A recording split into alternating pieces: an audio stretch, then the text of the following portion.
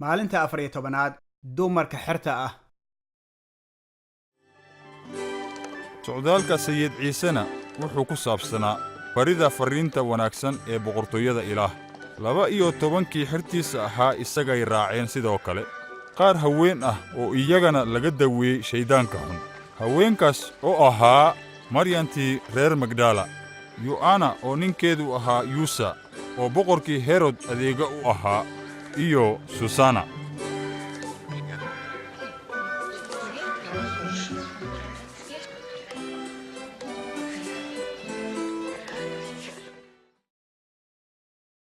kow maxay dumarku u daba socdeen ciise masiix?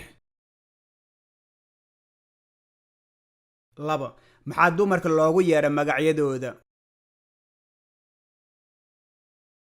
3 maxay muhiim iigu tahay inuu ciise masiix yaqaan magacayga?